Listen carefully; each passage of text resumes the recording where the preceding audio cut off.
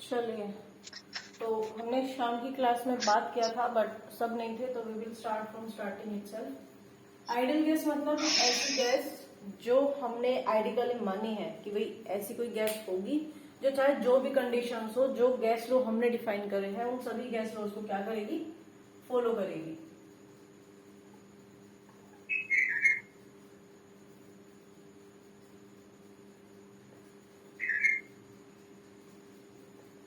ठीक है, अगर कोई इन लॉज को फॉलो करती है तो that will be consider as ideal gas. अब बात करते हैं कि जिन गैस लॉज के बारे में बात कर रहे हैं वो क्या है, क्योंकि गैस लॉज है, गैस लॉ नहीं है। इट्स का मतलब एक से कहीं ज्यादा होंगे। तो इसमें पहला आता है हमारा बॉयल्स लॉ।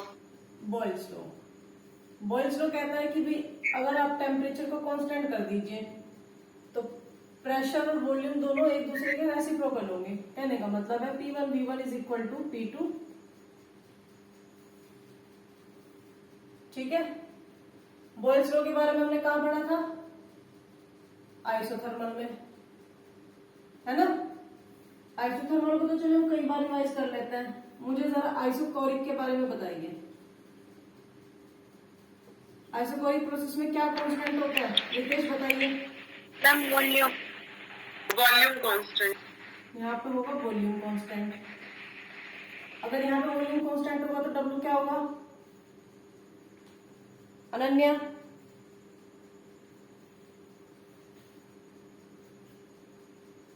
बताइए भाई, आइसोकोरिक प्रोसेस के केस में वर्क डन क्या होता है।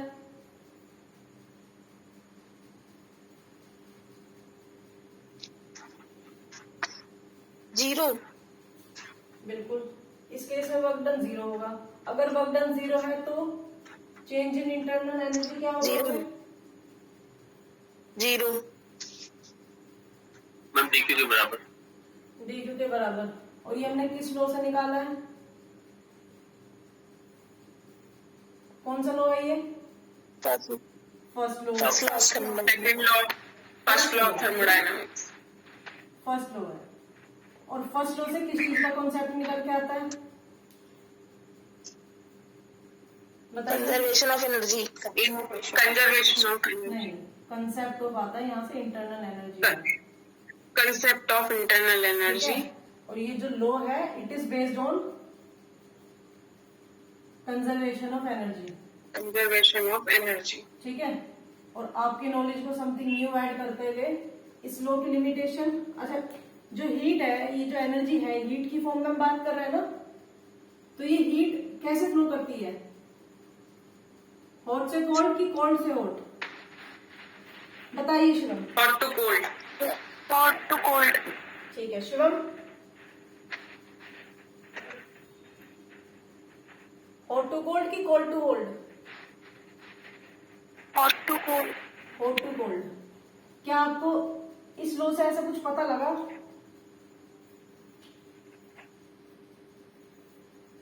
हमने फर्स्ट लॉ के बारे में बात करा कि भाई हीट जितनी भी एब्जर्व करेगा या इवोल्व करेगा वो कहीं ना कहीं उसकी इंटरनल एनर्जी और वर्क डन की वजह से आ रही है। ये अगर एब्जर्व कर रहा है तो कुछ उसकी इंटरनल एनर्जी को चेंज करेगा और कुछ उसका वर्क डन में यूज होगा, है ना। तो क्या हमने इसमें एक बात भी बात करी कि ये जो हीट है ये किस बॉडी से किस बॉडी की तरफ ट्रेवल करेगी, बात करी हमने कोई, यही इसकी लिमिटेशन है। ये माइक ऑफ करिए, साउंड बाहर की आती है तो बाकी को डिस्टरबेंस होता है। जब मैं पूछती हूँ आप ऑन कर लीजिए तब, ठीक है। तो फर्स्ट लॉ की क्या लिमिटेशन है, फर्स्ट लॉ की लिमिटेशन ये है कि यहां से हमें ट्रांसफर ऑफ एनर्जी के बारे में कोई इंफॉर्मेशन नहीं मिलती कि इसकी डायरेक्शन फ्लो की क्या होगी। Am I clear. अच्छा, हीट कितने तरह की होती है,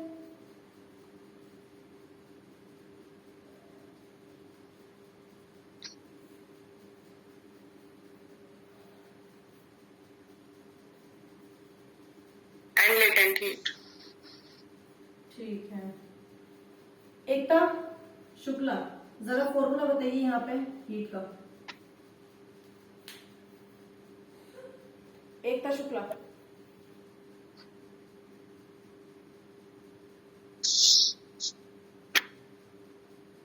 बताइए।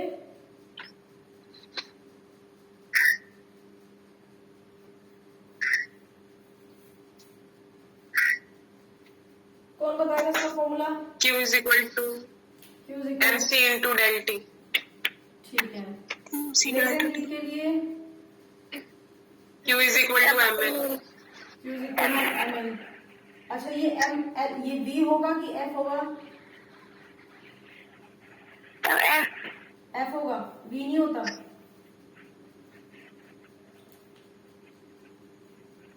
f होता, v नहीं होता। देखिए बच्चे, जब हम बात कर रहे हैं कि फ्यूजन हो रहा है मतलब सॉलिड से लिक्विड जा रहा है, तब आप उस केस में इसको LF यूज करोगे। और अगर वो वेपराइजेशन की प्रोसेस में जा रहा है मतलब वाटर से वो वेपर बन रहा है, then you will use latent heat of vaporization. अच्छा, LV की क्या वैल्यू बताई थी मैंने, LF की क्या वैल्यू बताई थी, कौन बताएगा? 180 calorie. LF की बताइए सबसे पहले। 80 calorie per gram. LV की बताइए कोई दूसरा बंदा। Then 540. 540 ठीक है। अच्छा, स्पेसिफिक हीट ऑफ वाटर कितनी होती है, मतलब आइस, सॉरी 1 gram. आइस की होती है कि वाटर की होती है? Water पे आइस श्योर? 1. ये कल मैं चेक करूंगी। आइस की कितनी होती है?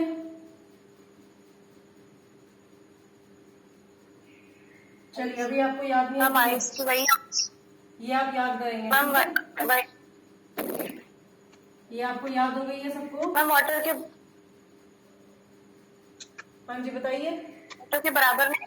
वाटर के बराबर मैम तो नहीं वाटर के होती। बराबर नहीं। बराबर नहीं होती, कम होती है शायद, कुछ पॉइंट में होती है। आधी होती है, 5 आधी होती है, कैलोरी पर ग्राम। ठीक है, 0.5। ये बातें आपको समझ आ गई, सबको याद आ गया? अच्छा, हीट की चली है तो चलिए आपको थोड़ा सा और रिवाइज करा देते हैं। हीट से रिलेटेड हमने 2 लॉज या एक प्रिंसिपल, एक लॉ पढ़ा था हमने। क्या था पहला लॉ?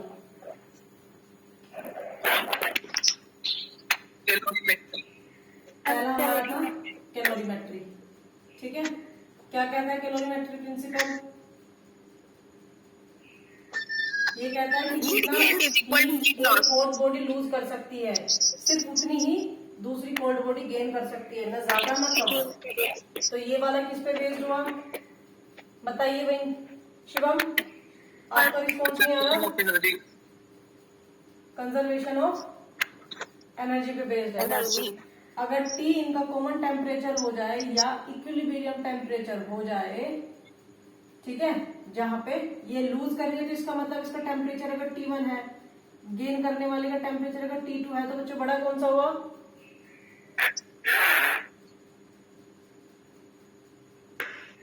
भाई ये लूज करेगा तो ये बड़ा हो जाएगा। तो अभी हमने पढ़ा हीट का फॉर्मूला। अच्छा, इसमें टेम्परेचर में चेंज आ रहा है नहीं आ रहा है, ये बताइए पहले तो। यस, अगर टेम्परेचर में चेंज आ रहा है तो हम स्पेसिफिक हीट यूज करेंगे कि फॉर्मूले में लेटेंट हीट यूज करेंगे, बताइए। स्पेसिफिक है। Specific heat, specific heat specific heat का फॉर्मूला चेंज होने पर इक्वल टू mc dt। अगर दोनों का मटेरियल चेंज है और स्पेसिफिक हीट भी चेंज है, मैं तब कंडीशन लिख रही हूँ, तो it will be m1c1 is equal to m2c2। यहाँ बताइए, आपके पास में 2 ऑप्शन है, या तो t माइनस टी वन होगा या t1 माइनस टी होगा। यहाँ पे या तो t माइनस t2 होगा या t2 माइनस t1 होगा। तो इस केस में बताइए a और b। Ma'am T1 minus T होगा। t1 माइनस t होगा। किरण आप क्या लॉस बताते वाले में हैं? T1 minus T। किरण आप क्या बताते हैं, t1 माइनस टी की t minus t1?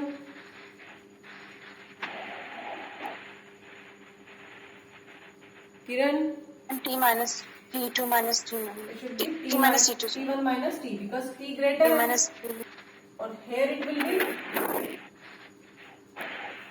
T minus t minus t2। T minus T2। ये सबको समझ आ गया भाई? Yes ma'am. ठीक है। अच्छा, स्पेशल केस बना लेते हैं इसका। अगर दोनों का मटेरियल सेम है, मतलब दोनों ही है तो कॉपर के हैं, दोनों एल्यूमिनियम है, दोनों ही सिल्वर है, जो भी मटेरियल सेम है, अगर दोनों का मटेरियल सेम है तो दोनों की स्पेसिफिक हीट क्या हो जाएगी, बराबर।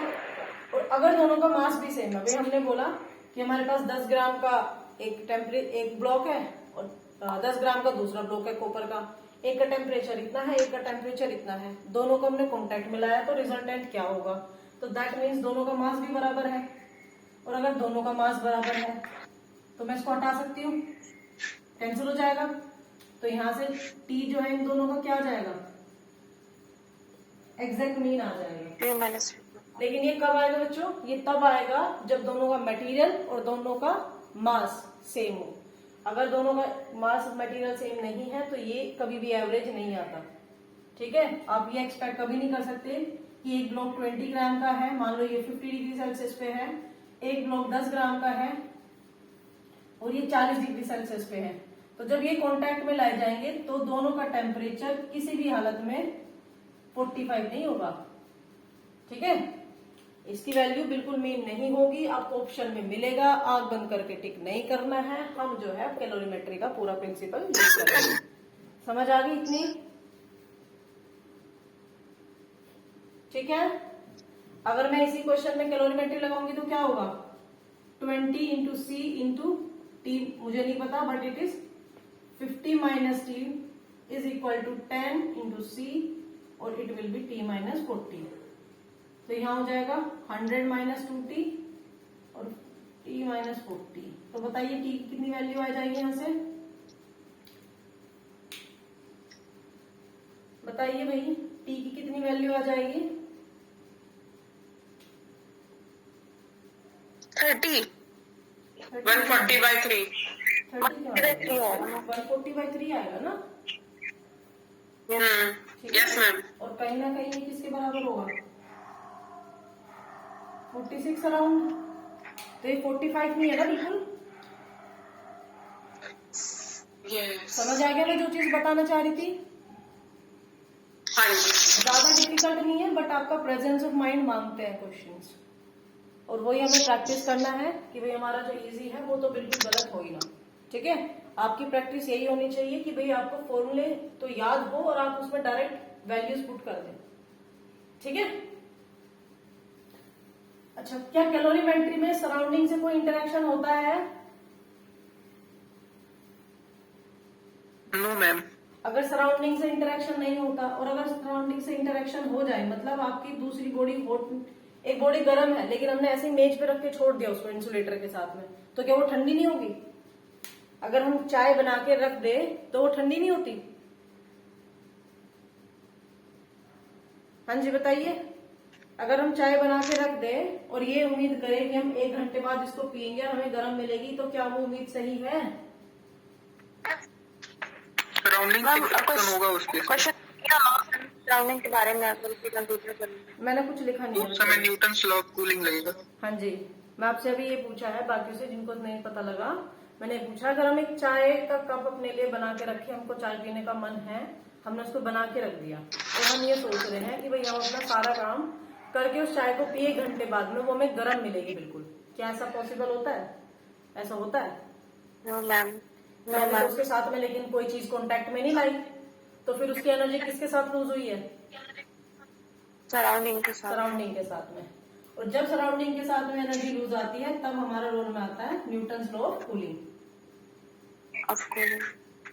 ठीक है, न्यूटन्स लॉ ऑफ कूलिंग कहता है, डोंट वरी, ये संडे की क्लास कल ही है आपकी तो रिवाइज होगा, ये जस्ट मैं आपको लिंक करके दिखा रही हूँ कि भाई आप एक चीज से दूसरी चीज को कैसे लिंक कर सकते हैं, सो दैट जब आप प्रैक्टिस करें आप ये ना समझे कि मैम आपने तो हर बार बॉयल्स लॉ से मैं आइसोथर्मल लिंक करके दिखाया, तो बच्चे आप इससे कुछ भी चीज लिंक कर सकते हो। ठीक है, तो न्यूटन्स लॉ कहता है कि भाई rate of fall in temperature या हीट बराबर हो जाती है, आप इसी को याद रखिए, दिस इज इक्वल टू के T1 plus T2 upon 2 minus T0, where T1 क्या है? सब्सटेंस का इनिशियल टेम्परेचर, मतलब हमारी जब चाय ठंडी थी, जब भी उसका टेम्परेचर स्टार्टिंग में था, तो शुरुआत में जो टेम्परेचर था, और T2 जब उसको हमने देखा और वो कितनी ठंडी हो गई है, तब उसका क्या टेम्परेचर है, टी नोट सराउंडिंग का क्या टेम्परेचर है, ठीक है। और डी टी क्या हो जाएगा, T2 माइनस T1। आया कुछ याद, ठीक है। इसको हम कल भी करेंगे, डोंट वरी अबाउट। ये just to make this connectivity in your practice, मैं आप लोगों को बीच बीच में करके दिखा देती हूँ। चलिए बोल्ट्स लॉ को सब मैम इसका स्टीफन से लेके क्वेश्चन आया था। क्या बच्चे, इसका स्टीफन से एक क्वेश्चन आया था कि ये स्टीफन लॉ से लिंक है, मतलब ये न्यूटन लॉ। हाँ स्टीफन लॉ से भी आता है, वो भी करेंगे जब रेडिएशन के बारे में पढ़ेंगे ना। तो रेडिएशन के चैप्टर में ज्यादा कुछ नहीं है, 2-4 टॉपिक ही है न्यूमेरिकल के, हल्की सी थ्योरी है, तो we will discuss about there. इसको 11th की बुक में तो इवन इसको उसमें दिया हुआ है बल्क प्रॉपर्टीज में, बट ये यहाँ से रिलेटेड कर रहा था तो मैंने आपको यहीं पे करा दिया, रेडिएशन का वेट नहीं किया। बोल्ट्स लॉ समझ आ गया भाई सबको, कांस्टेंट टेम्परेचर पे पीवी इनवर्सली प्रोपोर्शन है, P1 V1 is equal to P2 V2। Second law कौन सा होता है हमारा, constant volume, Charles law, constant volume, constant volume की बात करता है ये, एंड कांस्टेंट टेम्परेचर या प्रेशर की बात करता है, constant volume, constant pressure pressure होता है मैम, कांस्टेंट प्रेशर होता है, V upon T is equal to. आप इनमें देखिए, इनकी आप ट्रिक्स बना लीजिए कि भाई हमें जब सी की बात करनी है तो सी वी, ठीक है, सी के केस में वी का रिलेशनशिप आता है, तो आप अपने हिसाब से इसकी ट्रिक्स बना सकते हैं।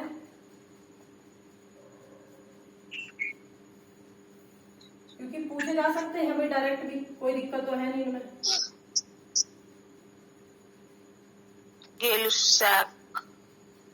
गेलुसैक लो बात constant volume at constant volume पे, ठीक है। अगर वॉल्यूम कांस्टेंट है तो रिलेशनशिप के लिए क्या बचा, प्रेशर और टेम्परेचर, तो P1 upon T1 is equal to P2 upon T2।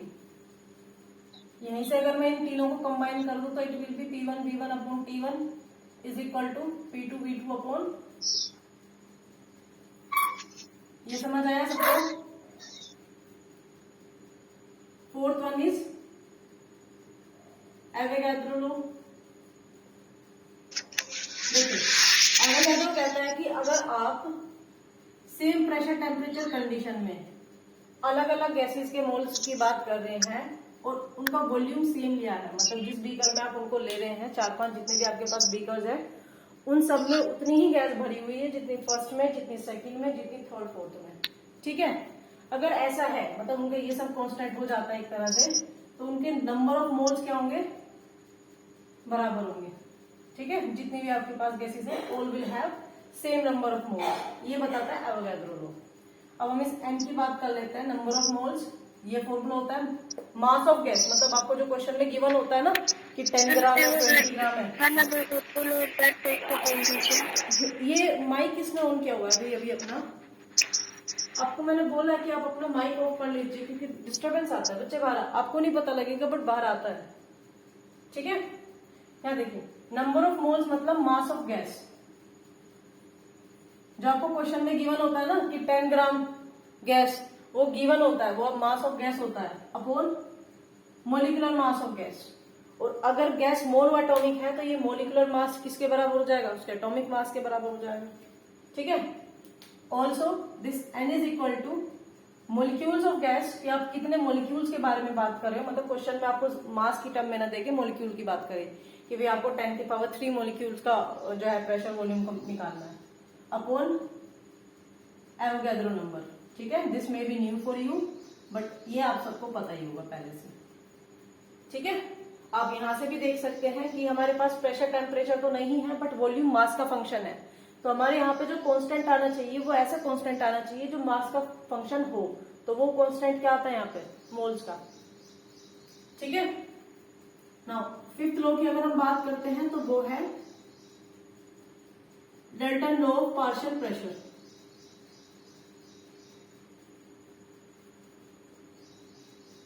Partial pressure का मतलब होता है एक गैस इंडिपेंडेंटली भले ही मिक्सचर में हो लेकिन वो कितना अपना प्रेशर लगाती है, ठीक है। जैसे अगर ये हमारे पास मिक्सचर है, इस वेसल में भले ही मिक्सचर हो, हम मान के चल रहे हैं अभी इसमें फर्स्ट गैस है, तो अगर इसमें फर्स्ट गैस है तो एक प्रेशर भी लगाएगी और वो प्रेशर क्या हो जाएगा P1, ठीक है। और यही प्रेशर भले ही इसमें बाकी गैस हो, लेकिन ये अपना पूरा लगाती है कि भाई जितना मुझे इंडिपेंडेंटली या जब मैं सिंगल होती इंडिविजुअल होती इस वेसल में तब लगाती, उतना ही प्रेशर ये अब भी लगाएगी। और उसी प्रेशर को हम क्या बोलते हैं, पार्शियल प्रेशर। पार्शियल हमने नाम इसलिए दिया है क्योंकि जो पूरा वेसल का गैसेस की वजह से, पूरे मिक्सचर की वजह से जो प्रेशर बनेगा वो सिर्फ इंडिविजुअल एक की वजह से नहीं है, ठीक है। तो पार्शियली बाय फर्स्ट की वजह से, partially by second, partially by third, that's why named is partial pressure. ये बात समझ आ गई सबको? अगर ऐसा है तो ये कहता है कि मिक्सचर, अच्छा मिक्सचर किस चीज का है, नॉन रिएक्टिव गैस का है। बिकॉज अगर ये गैस आपस में रिएक्ट कर जाएगी तो ये फिर ऐसा मिक्सचर नहीं बचेगा, कुछ और गैस बन जाएगी। तो हम बात कर रहे हैं नॉन रिएक्टिव गैस के बारे में। This P is equal to P1 plus P2, ये आपके पास में जितने भी गैसेज हो, और ये जो P1 होगा ये बराबर होता है number of moles of first gas, और आपके पास कांस्टेंट होता है सेम टेम्परेचर पे अपॉन वॉल्यूम। मतलब अगर इस पूरे वेसल में ये बाकी गैस हो ही ना, सिर्फ P हो, तब इसने जितना प्रेशर लगाया, अभी अगर इसका वॉल्यूम है यहाँ तक V मान के चल रही हूँ, और ये अभी टेम्परेचर T पे है, ठीक है, R तो कांस्टेंट होता ही है। तो अगर इस वेसल में सिर्फ ये गैस भरी हो तब ये पार्शियल प्रेशर P लगाएगी, दैट मीन्स हमने T के साथ साथ V को भी कांस्टेंट कर दिया। ये समझ में आया? बताइए एक बार अनम्यूट करके, ये समझ में आया हो तो।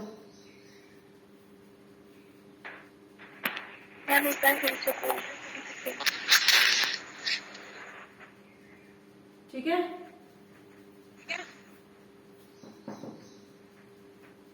तो मैम हमें क्वेश्चन में अलग अलग कैलकुलेट करने होंगे P1 P2 न्यूमेरिकल में? नहीं बच्चों, वो आपको क्या दिया हुआ है वो डिपेंड करेगा, आपको जरूरी नहीं है ये दे, ठीक है। ये बहुत रेयर है कि आपसे पूछा जाए, बिकॉज क्वेश्चन पहले ही बन जाता है। बट यस, मैंने आपको बता दिया कि पार्शियल प्रेशर के केस में वॉल्यूम में कोई चेंज नहीं आता है।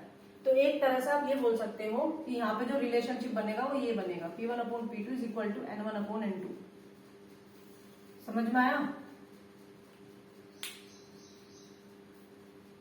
ठीक है।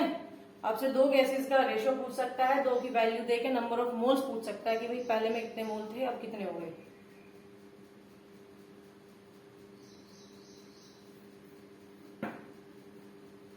चलिए एक क्वेश्चन कर लेते हैं।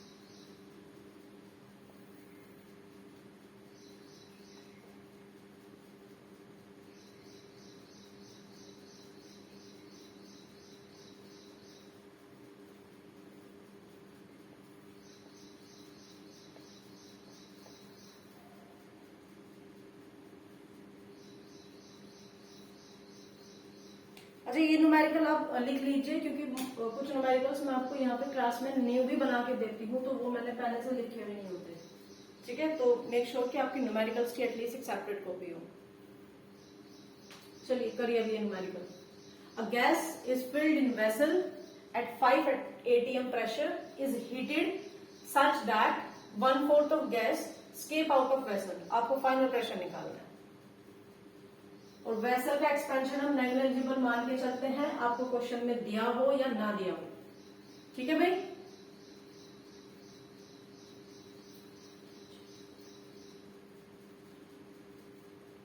6 atm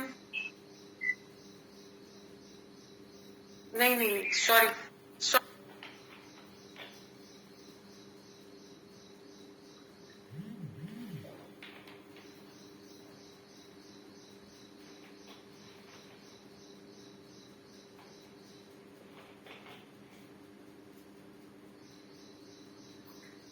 मैम 10/3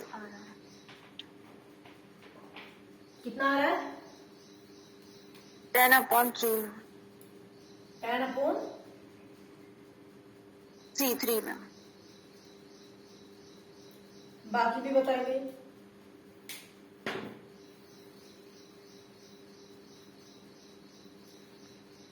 3.77 ATM। 3.75 75 ATM। 7.5 या 7.5? 3.75। 3.75 यही आ रहा है।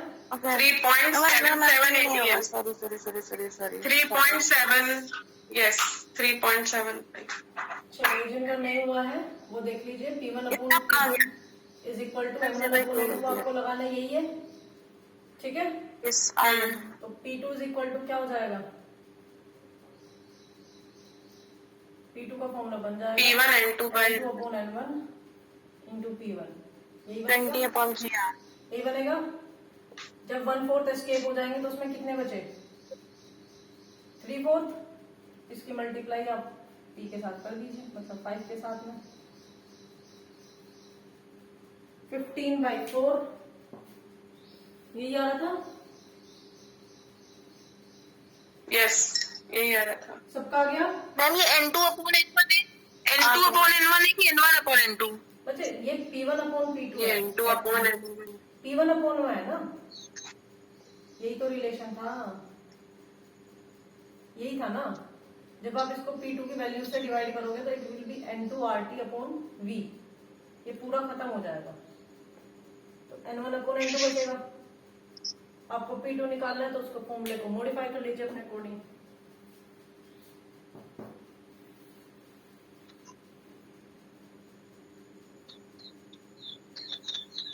हो गया?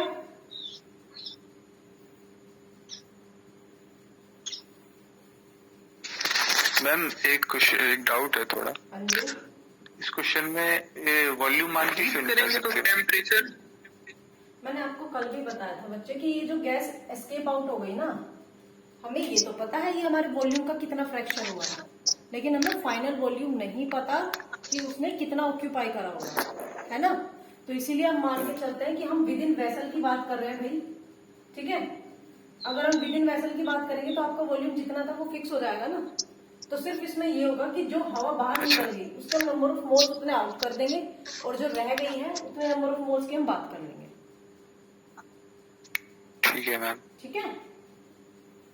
हम गैस को हीट कर रहे हैं तो टेम्परेचर कंसीडर नहीं करेंगे? क्या हीट पे करने के बहुत हम तरीके गैस को हैं, आप दे सकते हो। तो मैम अगर आप क्वेश्चन में दिया होगा, लेकिन आपसे जो पूछा रिलेशन आप उसी का तो स्टैब्लिश करोगे, ओके मैम। ठीक है। आइसोथर्मल एक्सपेंशन भी तो हो सकता है। Yes ma'am. ये समझ में आ गया ना?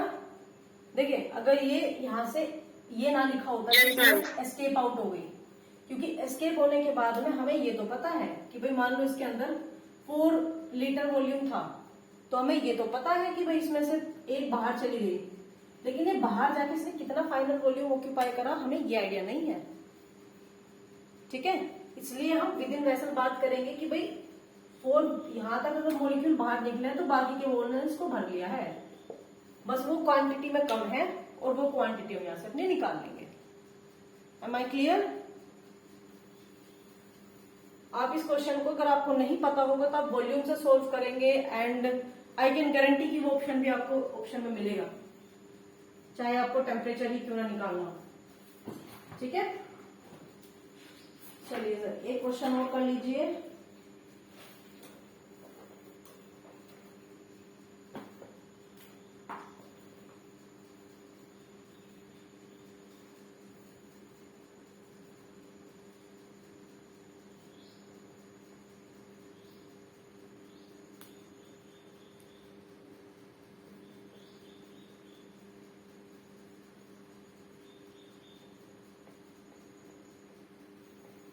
निकालिए।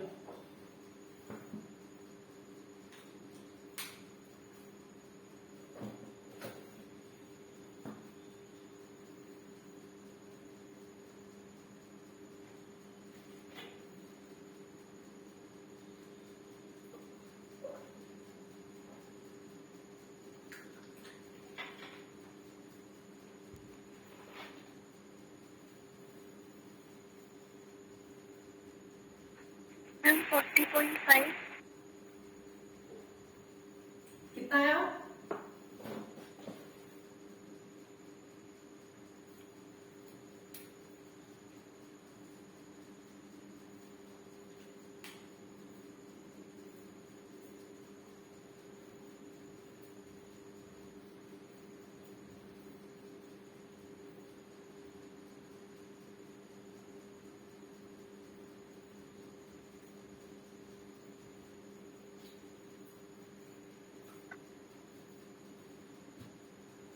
हम 450 केल्विन 450 केल्विन। यस मैम 4 आ रहा है मैम। Very good. और किसी का आया भाई? मैम इतना ही आ रहा है 450। Again T2 upon T1 is equals to क्या होगा? N1 upon N2। N1/N2। Because N1 T1 is equal to N2 T2, तो मैंने इसको डायरेक्ट इस फॉर्म में लिखना है।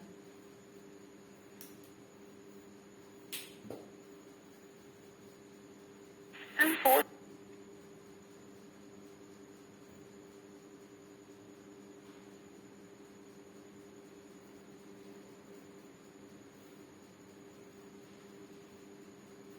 आ गया सबका?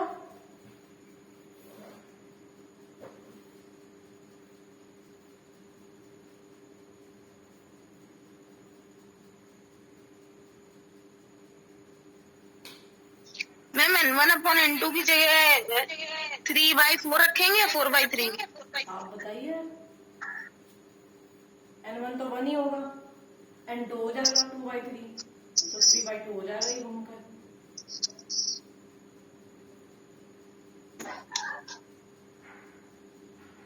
Three by two into 300, that means 450 calorie. ठीक है। और ये बाय प्रैक्टिस आपको होना चाहिए कि आपने ये निकाल लिया तो आपको डिग्री सेल्सियस में भी तुरंत ही।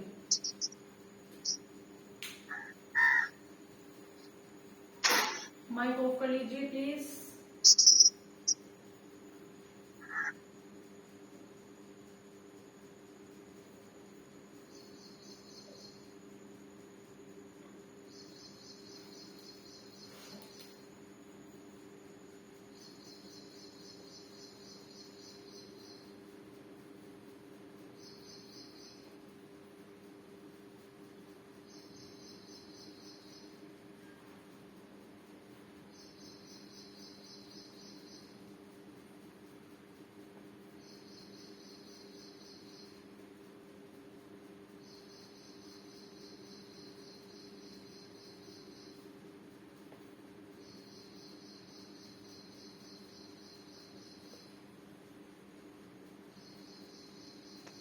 मैम पहले वाला आया नहीं। आया नहीं? जी मैम ये 225 आ रहा है। N1 की वैल्यू 1 हो जाएगी, N2 की वैल्यू 2/3 हो जाएगी। टेम्परेचर को आप करेंगे तो कितना हो जाएगा? 300। तो इट विल बी 300 इंटू 3/2, तो 150 इंटू 3 मतलब 450।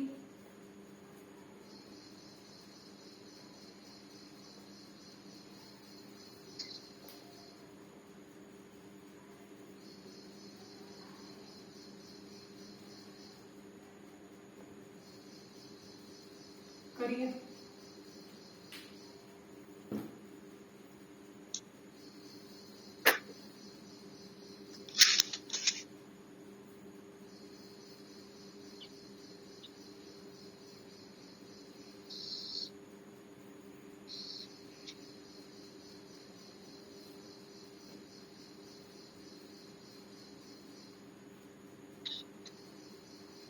To 2000 joule ma'am. 2000 calorie calorie और एक बताया 2000 जूल। 2000 कैलोरी। 2000 कैलोरी। बच्चे कैलोरी क्या वर्क की यूनिट होती है? कैलोरी किसकी यूनिट होती है? हीट की। तो मैंने पूछा क्या है वर्क, तो वो निकालिए। ओके जी।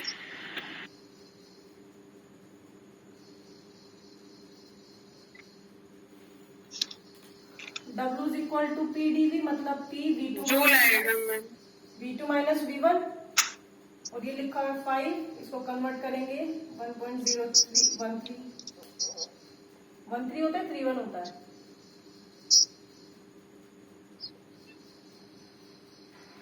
यहाँ से ये सीधा सॉल्व हो जाएगा 400, ये लिखा हुआ है सेंटीमीटर क्यूब, ठीक है। दैट मीन्स 10 की पावर -2 का cube. 2 into 10 to the power -3 joule. 2 into 10 की पावर -3 जूल।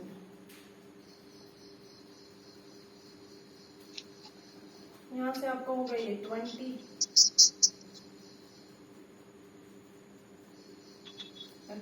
2 into 10 की पावर 8, 10 की पावर 2 into, वही माइनस कैसा आ रहा है आपका? मैम प्रेशर को भी चेंज किया गया है क्या इसमें? नहीं बच्चे, मतलब एटीएम से इसको बदला गया है क्या किसी दूसरे यूनिट में? जब आप जूल में जाओगे, स्टैंडर्ड में लाओगे तो चेंज तो करना ही पड़ेगा ना।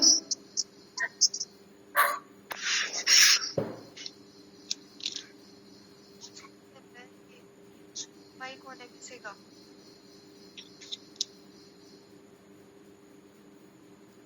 हो गया सबका?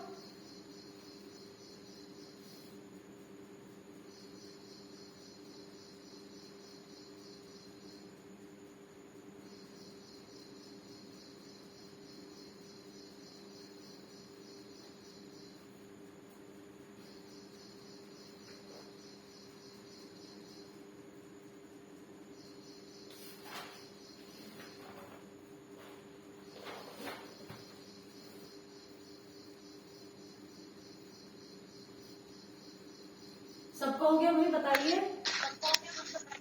मैम एक जो यूनिट होती है वर्क की ERG, वो कैसे आती है? वो इसी से आती है क्या, एटमॉस्फेरिक प्रेशर और क्यूबिक सेंटीमीटर से? एटमॉस्फेरिक प्रेशर से बाद में करना पड़ेगा ना, वो भी तब आएगी। ये तो हमारी एक बाहर में करना पड़ेगा। हाँ जी, ये तो हमारी एक तरह से प्रैक्टिकल यूनिट होती है, ठीक है। जैसे वो ये तो न्यूटन पर मीटर स्क्वायर होती है ना? हाँ, वो स्टैंडर्ड है उसकी, तो उससे तो हमारी SI यूनिट में आएगा, जबकि अर्ज इसकी CGS यूनिट है, ठीक है। और प्रेशर की CGS यूनिट ATM नहीं होती, बार होती है। बार होती है, ठीक है।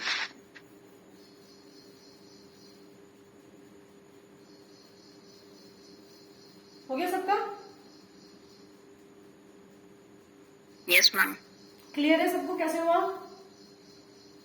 मैम फिर आपने इसे 1.013 into 10 to the power 5 से मल्टीप्लाई करा है तो बार में कन्वर्ट करा है? नहीं जी, ये पास्कल में कन्वर्ट होगा। आपने तो कल शाम की क्लास अटेंड भी करी थी। आई टोल्ड यू STP पे 1 एटमॉस्फेयर का मतलब होता है 1.013 into 10 to the power 5 Newton पर मीटर स्क्वायर, और इसी को हम पास्कल बोलते हैं, ठीक है। ठीक है भाई सबको?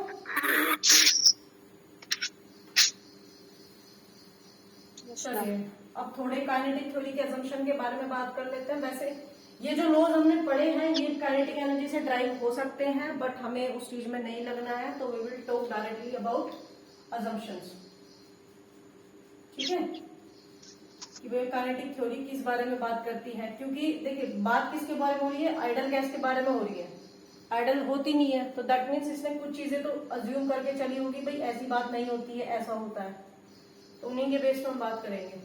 ये मानती है कि जितनी भी सारी गैसेज हैं वो सब किससे मिलकर बनी होती है, मोलिक्यूल्स से, ठीक है। Just like Dalton atomic theory, all gases are made up of molecules, और ये मोलिक्यूल होता है इलास्टिक स्फीयर। कैसे होता है? Elastic sphere. प्लस इनके बीच में कोई अट्रैक्शन या रिपल्शन नहीं होता, तो आई एम सिंपली राइटिंग कि इनके बीच में कोई इंटरेक्शन फोर्स नहीं होता है। और अगर इनके बीच में कोई इंटरेक्शन नहीं है तो इनकी इंटरनल पोटेंशियल एनर्जी क्या हो जाएगी?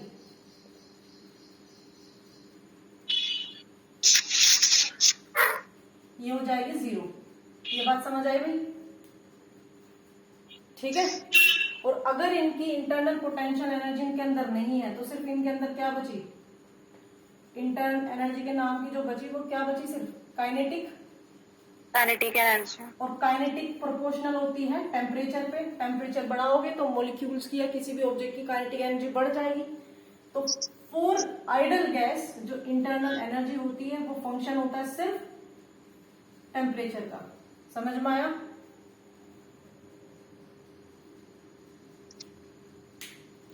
ये समझ में आया सबको कि भाई चूंकि जो इनके बीच में कोई इंटरेक्शन, कोई अट्रैक्शन, रिपल्शन है ही नहीं, तो इनके अंदर इंटरनल पोटेंशियल एनर्जी जीरो है। और अगर पोटेंशियल जीरो है तो जो इंटरनल एनर्जी बची वो क्या है, वो कंप्लीटली काइनेटिक है। दैट मीन्स सिर्फ टेम्परेचर डिपेंडेंट है। समझ आ गया? अब देखो इनके बीच में नॉर्मल इंटरेक्शन नहीं होते, और अगर कभी इंटरेक्शन होता है तो वो क्या होता है, कोलिजन। और ये कोलिजन कैसे होता है भाई, ये होता है इलास्टिक। इलास्टिक।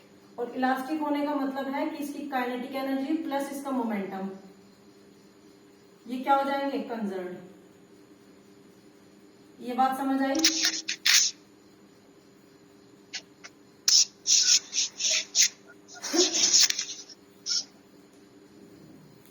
और दो सक्सेसिव कोलिजन का बीच का डिस्टेंस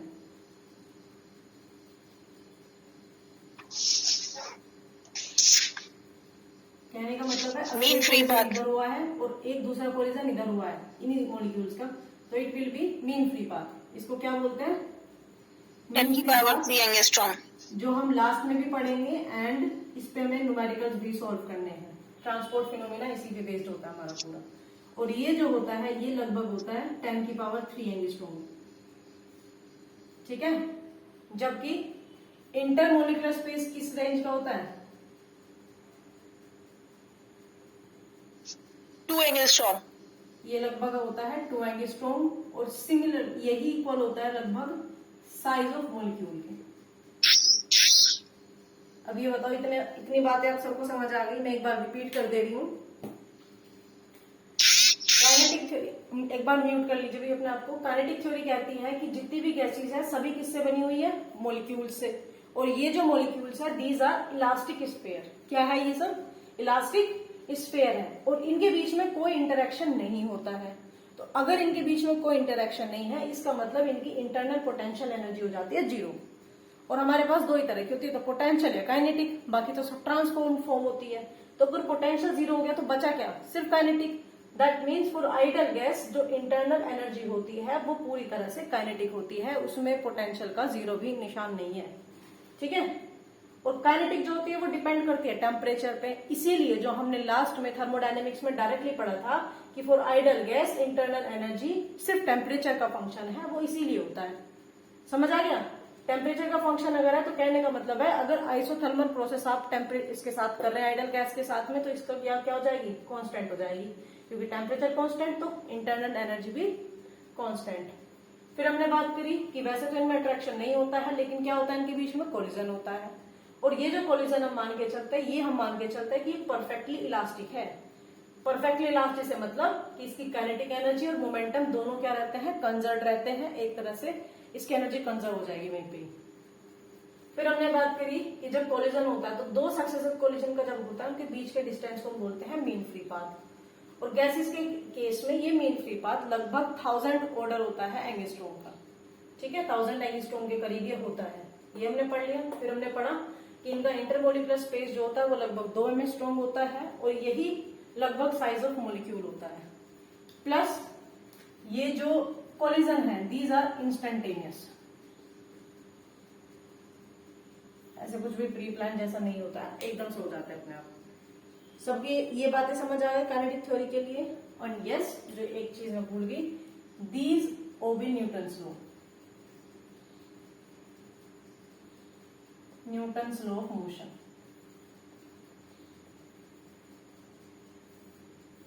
मैम ये सब नोट्स में लिखा होगा? हाँ जी, ये सब लिखा हुआ है।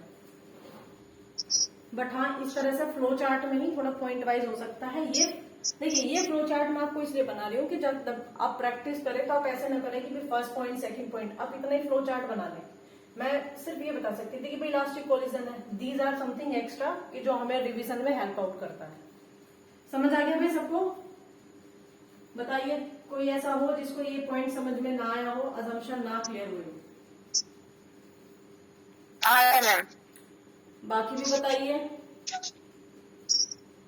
Yes ma'am. ठीक है।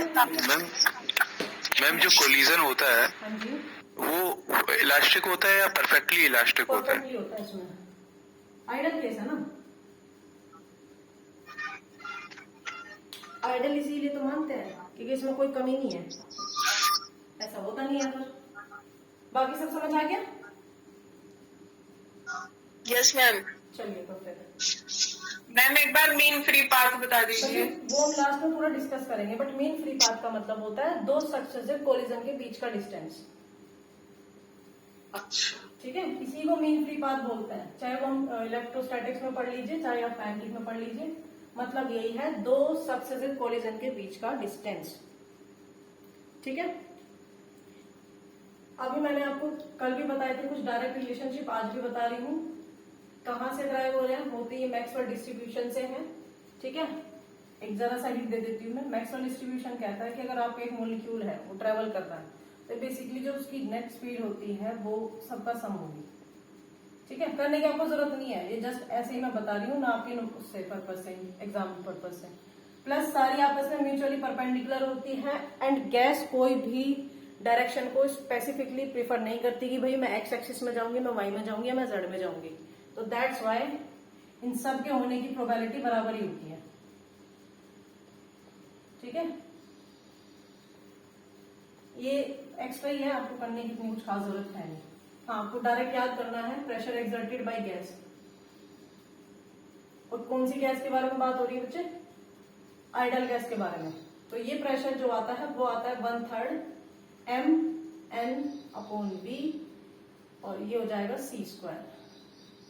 और यहां से ये आ जाएगा 1/3। देखो स्मॉल m की हमने अभी क्या बात करी कि क्या होता है, ये मास ऑफ गैस। ठीक है, और n मतलब मॉलिक्यूल्स ऑफ गैस। तो mn क्या बन गया? उस गैस का पूरा मास बन गया, नहीं बन गया? Total mass of one molecule. इस केस में it is mass of one molecule. तो mass of one into number of molecules, तो ये क्या बन जाएगा? Total mass. ठीक है, और मास अपॉन वॉल्यूम क्या बन जाता है? डेंसिटी। तो ये बन जाएगा हमारा डेंसिटी c²। ठीक है, अब ये जो हमारे पास में ट्रांसलेशन एनर्जी होती है, ये इसका होता है 1/2 ρc²। तो इसके लिए मुझे क्या करना पड़ेगा? 2 से ऊपर नीचे मल्टीप्लाई। तो ऐसा करने के लिए मैं ऐसा कर सकती हूँ, और अगर मैं ऐसा कर सकती हूँ तो it will B 2/3 translation energy of molecule per unit volume. ये E क्या है? Translation energy of molecule. ठीक है, ये तो दिखेगा ही आपको, ध्यान देने वाली बात ये है, पर यूनिट वॉल्यूम। ठीक है, ऐसा क्यों है वो मैं आपको बता देती हूँ। देखिए काइनेटिक एनर्जी का क्या फॉर्मूला होता है, क्योंकि ये पूरी तरह से काइनेटिक की बात कर रहे हैं ना, पोटेंशियल तो इसमें है ही नहीं। काइनेटिक एनर्जी का क्या फॉर्मूला होता है जो अभी तक हमने पढ़ा है? mv², मतलब मास इंटू वेलोसिटी का स्क्वायर। यही होता है ना, इसमें कहीं भी वॉल्यूम डिवाइड में होता है? बताइए। हमने अभी तक अभी तक जो हम पढ़ते हुए आ रहे हैं 9th क्लास से शुरू हो जाता है, हाफ mv² होता है, उसमें वॉल्यूम होता है क्या डिवाइड में? नहीं होता ना। काइनेटिक एनर्जी तो यही है, लेकिन यहाँ पे हमने वॉल्यूम से इसको डिवाइड करा है, इसीलिए हमने इसको पर यूनिट वॉल्यूम लिख दिया। समझ आ गया? मैम जो ये c² बार है, ये VRMS है क्या? ये RMS है। अभी आपका नेक्स्ट यही है, ये आपकी RMS का भी स्क्वायर है ये, क्योंकि RMS स्पीड ये होती है। अच्छा, ठीक है, वी विल टॉक अबाउट, अभी मैं सी के बारे में बात करने वाली हूँ, एक दो रिलेशन बता। ये समझ में आ गया भाई? ये जो ट्रांसलेशन एनर्जी है ये वैसी एनर्जी नहीं है, बट ये पर यूनिट वॉल्यूम के साथ है। रीजन मैंने आपको समझा दिया क्यों, ये आप अपना लिख लेना, बिकॉज ये वाला रीजन मैंने नोट्स में आपके नहीं लिखा है, तो ये आपको खुद जब आप पढ़ोगे, रिवाइज करोगे, तो अपना माइंड यूज करना है कि भाई ये पर यूनिट वॉल्यूम क्यों है। क्योंकि हमने अभी तक पढ़ा है कि एनर्जी तो पर यूनिट वॉल्यूम नहीं होती। समझ आ गया कि पर यूनिट वॉल्यूम क्यों है? क्योंकि एनर्जी का फॉर्मूला हाफ mv स्क्वायर होता Yes, है, ma'am. हाफ डेंसिटी का इंटू वेलोसिटी स्क्वायर नहीं होता। ये क्लियर है सबको? यानी कि प्रेशर इज इक्वल्स टू 2 एक बार और बता दो। अब अगर आपको क्वेश्चन वैसे तो इसके क्वेश्चन देखिए आते नहीं है, ये डायरेक्ट पूछे जाने वाला क्वेश्चन है, बट अगर आ जाता है तो मैंने आपको बता दिया कि ई आप कैसे कैलकुलेट कर सकते हैं। डिपेंड करता है क्वेश्चन में क्या गिवन है। अगर आपको 1 गैस और नंबर ऑफ मोल्स दिए हुए हैं तो गो थ्रू दिस। अगर ये नहीं दिया हुआ है, डेंसिटी दिया हुआ है, तो देन गो थ्रू दिस। समझ आ गया?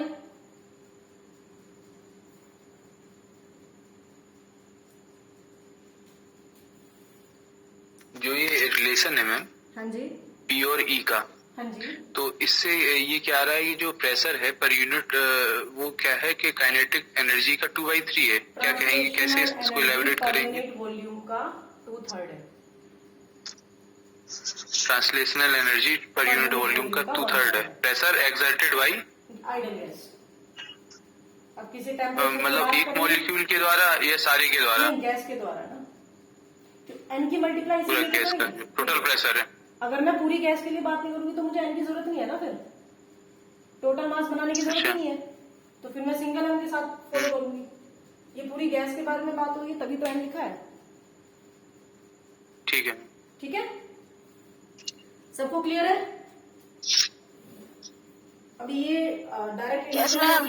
हाँ जी, डायरेक्ट रिलेशन ही आपको याद करना है कि average kinetic energy of translation of 1 मोल।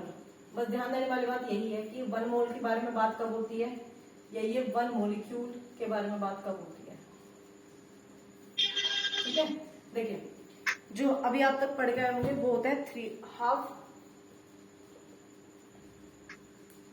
यहाँ पूरी गैस के बारे में बात हो रही है तो मैं कैपिटल बना रही हूँ।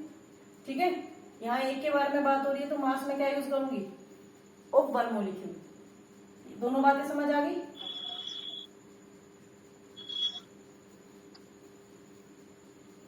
हाँ जी, दोनों बातें समझ आ गई सबको?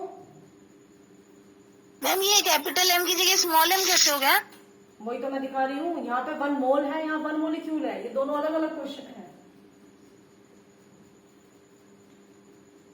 ठीक है, एक बार हम 1 मोल के लिए बात कर रहे हैं और एक बार हम 1 मोलिक्यूल के लिए बात कर रहे हैं। तो जब 1 मोल की बात करेंगे तो mn हो जाएगा पूरे उसका, कि कितने उसमें मोलिक्यूल्स आ रहे हैं और कितना एक का मास है, तो टोटल मल्टीप्लाई करेंगे। और जब हम एक की बात करें तो मास ऑफ 1 लेके चलेंगे। काइनेटिक इंटरप्रिटेशन से हम रिलेशनशिप निकालते हैं एक्चुअली इसके बीच में, और वो आता है 3/2 RT। ठीक है, क्या आता है 3/2 RT।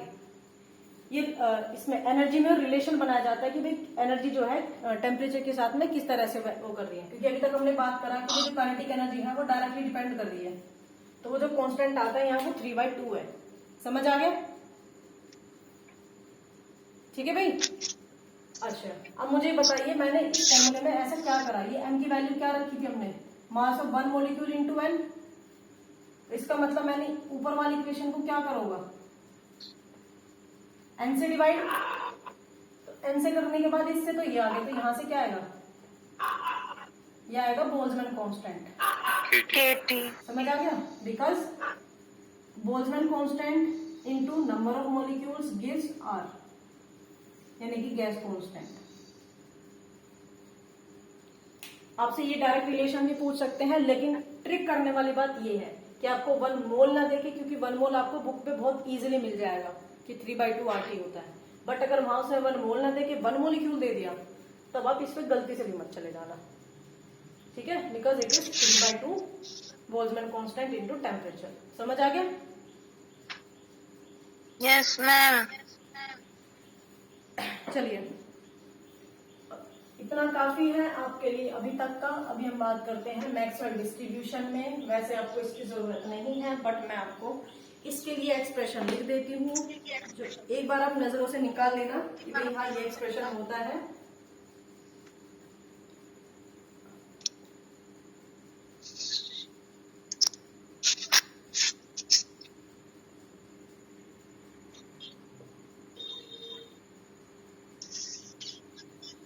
number of molecules speed between v and v plus dv। ठीक है, जिनकी इनके बीच में स्पीड है उनके लिए होता है dn और it is equals to nv into dv and ये होता है 4 pi n aq into exponential की power minus bv square into v square into dv। ठीक है, जहां पे a और b कांस्टेंट है और a की वैल्यू है हमारे पास m अपॉन 2 पाई kt ये स्क्वायर रूट के अंदर, और b की वैल्यू हो जाएगी, यहां से आप पाई हटा देंगे और इसको विदाउट स्क्वायर रूट लिखेंगे। ठीक है, ये जस्ट आपको एक बार ऐसे गो थ्रू हो जाना है, बिकॉज इसी एक्सप्रेशन से जितनी भी हमारी मोस्ट प्रोबेबल स्पीड आती है, हमारी आरएमएस स्पीड आती है, या हमारी एवरेज स्पीड या मीन स्पीड आती है, सब इसी से ड्राइव होता है। उनकी कंडीशंस अलग अलग। मैम ये स्मॉल ई क्या है मैम? एक्सपोनेंशियल। जी मैम। ठीक है भाई, सब इसी से ड्राइव होते हैं, तो ड्राइव आपको नहीं करने हैं, आपको इनका भी डायरेक्ट याद रखना है और इनका क्या मतलब होता है और इनसे रिलेटेड न्यूमेरिकल्स। और सबसे ज्यादा न्यूमेरिकल्स पूछे जाता है बच्चे आरएमएस पे। ठीक है, तो ये मैंने आपको बता दिया है कि भाई ये हमारा एक्सप्रेशन होता है, इससे हमारी शुरुआत होती है। कैसे होती है वो हमारा इसके लिए पर्पज नहीं है, because we are preparing for objective. अभी हम बात कर लेते हैं तीनों तरह की स्पीड, उनका रिलेशन एंड देन उनके न्यूमेरिकल्स। देखिए, तीन तरह की स्पीड के बारे में बात करते हैं।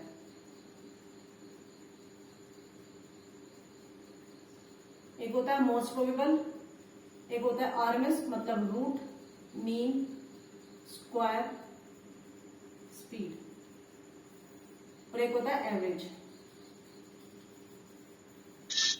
ठीक है, मोस्ट प्रोबेबल का मतलब होता है कि किसके सबसे ज्यादा चांसेस है कि हमने एक मॉलिक्यूल उठाया और उसकी स्पीड यही होगी। दैट मीन्स जो मोस्टली मॉलिक्यूल्स की स्पीड होती है, ठीक है, वही क्या होती है, उसकी मोस्ट प्रोबेबल स्पीड होती है। आरएमएस मतलब पूरी का स्क्वायर करिए, स्क्वायर करके उनका मीन करिए, मीन करके उनका रूट लीजिए, तो वो क्या हो जाएगा आरएमएस। और नॉर्मल मीन करना, सम बाय नंबर ऑफ मॉलिक्यूल्स कर देना, वो क्या हो जाएगा एवरेज। ठीक है, तो इसके लिए जो फॉर्मूला हो जाएगा, आपको बुक में ये सी से डिनोट मिलेगा, तो इसीलिए मैंने इसको बी से डिनोट नहीं करा है, हम सी से ही डिनोशन यूज करेंगे। मैम लाइट ऑन कर लीजिए, अंधेरा सा लग रहा है। बच्चे मेरी तो लाइट ऑन ही है, आप अपनी ब्राइटनेस बढ़ा लीजिए।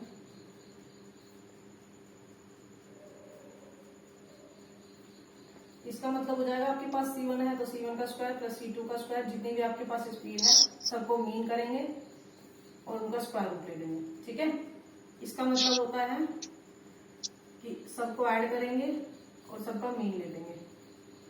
ठीक है भाई, आरएमएस के लिए फॉर्मूला बन जाएगा 3RT अपॉन m, और एवरेज के लिए फॉर्मूला बन जाएगा आपका 8RT अपॉन पाई m। अब ध्यान दीजिए, अगर मैंने R यूज करा है तो R क्या है, गैस कांस्टेंट है, मतलब जब हम पूरी गैस के बारे में बात करें तब R कांस्टेंट होता है ना। ये जो R जो है ये पूरा गैस कांस्टेंट है, मतलब आप पूरे गैस के बारे में बात कर रहे हो, उसके सिंगल सिंगल मॉलिक्यूल के बारे में बात नहीं कर रहे हो। ठीक है, और अभी हमने पढ़ा था कि ये m क्या होता है, मास of one molecule into number.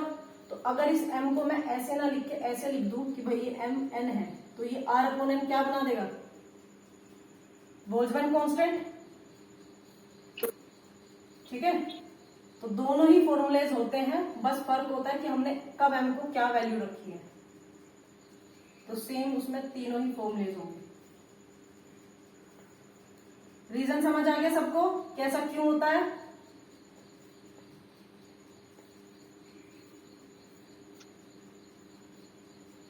Ma'am ये पाई नहीं होगा 8 के बगल में? क्या, सॉरी, अच्छा इसमें पाई होगा, मिस हो गया वो। हाँ जी पाई है। मैम थोड़ा एक कंफ्यूजन है हल्का सा। जो कैपिटल एम है equal to small M into capital हाँ एम, जी। ठीक है, तो जो स्मॉल एम है ये एक मॉलिक्यूल का वेट है, ये हाँ मास जी। है, क्या है, एक मॉलिक्यूल का। हाँ जी, एक और ये मॉलिक्यूल। कैपिटल एम है, ये नंबर ऑफ मॉलिक्यूल्स है। कैपिटल एन की वैल्यू होगी एवोगैड्रो नंबर के बराबर। हाँ, अगर वो आपको नहीं दिया तो फिर आप अवोगाड्रो नंबर यूज करोगे। आप standard capital N total number of molecules है। ये मास है बच्चे, cap total Capital gas N। का उसका मास हो जाएगा। उसका अगर आपको नहीं दिया हुआ था तो ये मोलिकुलर मास भी मान लेते हैं, ठीक है। ये Actually, molecular books mass by भी होगा, small m total mass, capital M molecular mass. ठीक है। अभी हम क्वेश्चन के बारे में बात करेंगे ना, तो it will be clear to you, ठीक है। पहले हम क्या करते हैं, तीनों के बीच में रिलेशनशिप स्टैब्लिश कर लेते हैं, जो आप लोग ही मुझे बताओगे।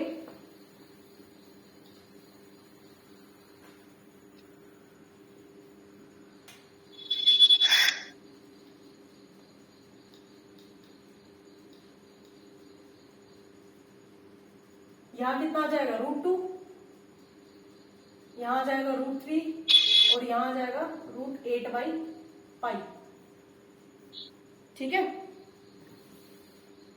या फिर आप इसको, चलिए इसकी वैल्यू लिख लीजिए, ये होती है 1.14, ये आपको पता ही होगी, ये कितनी होती है 1.73 और 8/π की इसकी निकल के आएगी 1.59।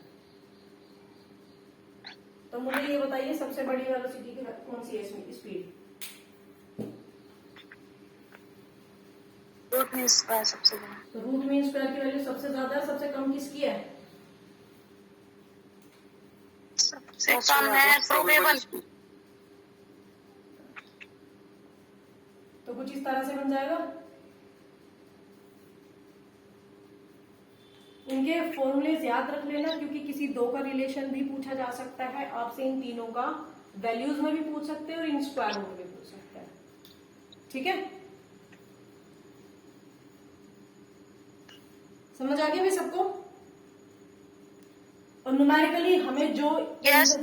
न्यूमेरिकली हमें इनसे जो भी रिलेशन आइडेंटिफाई करना होगा वो ये होता है, देखो C1 डायरेक्ट जो हमारी डायरेक्टली प्रोपोर्शन है किस पे, स्क्वायर रूट ऑफ टेम्परेचर पे, और इनवर्सली प्रोपोर्शन है स्क्वायर रूट ऑफ मास पे, ठीक है। तो हमें यहीं से यही दो बातें यूज करनी होती है कि C1 C2 is equal to square root of T1 T2, या फिर C1 C2 is equal to square root of M2 upon M1। समझ आ गया, यस मैम। ठीक है। ये हमें न्यूमेरिकली यूज करना पड़ेगा। अब मैं आपको एक रिलेशनशिप बता देती हूँ इसका, नहीं बताते, आप डिफाइन करिए जरा। अगर हम आइडल गैस के लिए बात कर रहे हैं तो प्रेशर एक्सर्टेड कितना आया है, 1/3 रो RMS स्पीड का स्क्वायर, यही आया ना। जो RMS होती है वो क्या होती है, ये, इसकी वैल्यू बताइए क्या आएगी।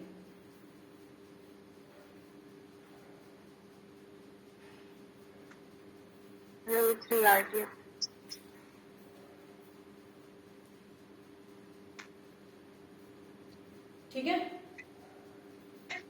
और ये बात भी किसके लिए, आइडल गैस के लिए। अगर ये मैं नॉर्मल साउंड के बारे में अगर बात करती हूँ तो साउंड के लिए रिलेशन होता है हमारा गामा P अपॉन डेंसिटी, ठीक है।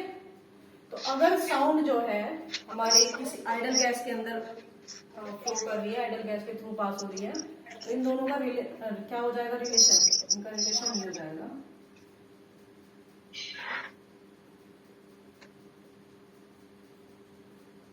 यही हो जाएगा ना। तो मुझे ये बताइए कि अगर speed of sound in gas, speed of sound in gas,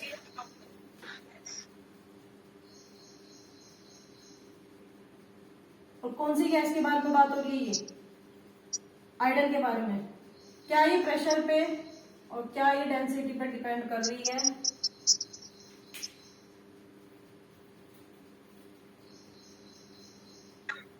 हाँ जी बताइए। Yes ma'am. कर रही है। तो ये आपको याद रखने वाली बात है कि अगर आइडल गैस में साउंड ट्रेवल कर रही है तो वो उसके प्रेशर या उसकी डेंसिटी पे डिपेंड नहीं करती। समझ आ गया। आपको ये भी पूछ सकते हैं, आपको ये भी पूछ सकते हैं और आपसे ये भी पूछा जा सकता है ऑब्जेक्टिव में। समझ आ गया भाई। बी साउंड के तो फॉर्मूले में है ना मैम।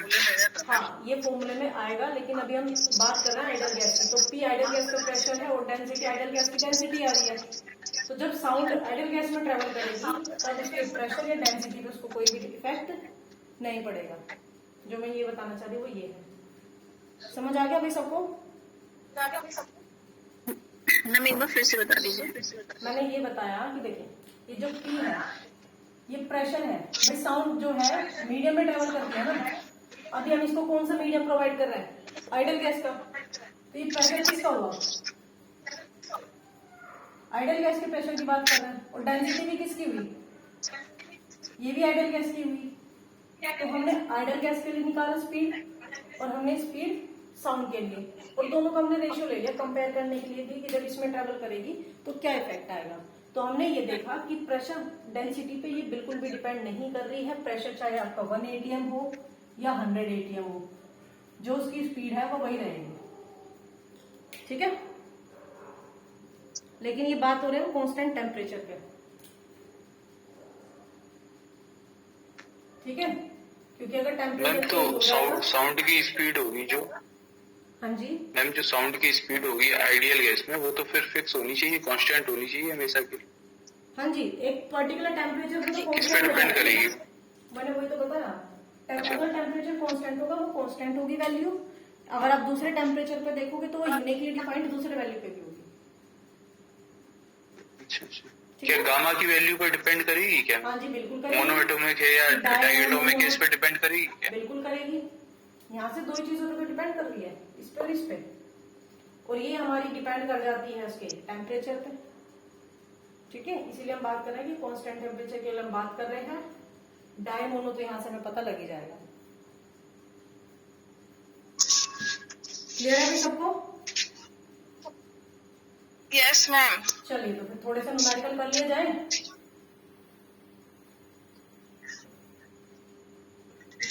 करते हैं स्टार्ट। फाइंड द टेम्परेचर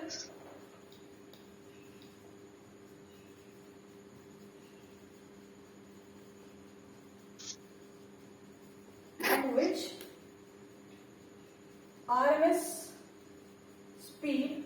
अच्छा, आपके लिए मैं एक होमवर्क दे रही हूँ, थोड़ा आप सर्च आउट करेंगे। मैंने अभी जो आपको ये बताई है, मैंने स्पीड बताया कि वेलोसिटी बताया? मैंने स्पीड के बारे में बताया ना? तो आप सब यस मैम। इन चीजों को ढूंढ के रखोगे। कल मैं आपसे पूछूंगी। अगर मैं वेलोसिटी के लिए बात करूं तो average velocity, mean most probable और रूट मीन स्क्वायर क्या होगी। ठीक है, माइक ऑफ कर लीजिए प्लीज। एवरेज वेलोसिटी तो 0 हो जानी चाहिए। ये मैंने इसीलिए दिया कि आप अपने लॉजिक लगाइए और उसको करिए कि क्या होगी।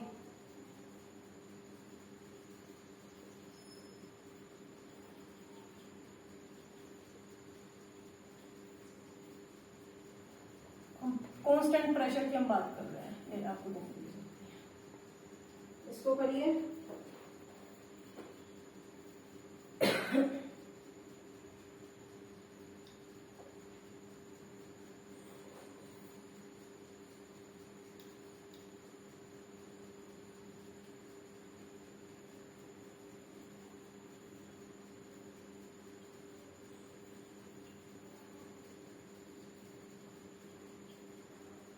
Find the temperature at which RMS speed of gas is half of its value at 0 degree Celsius.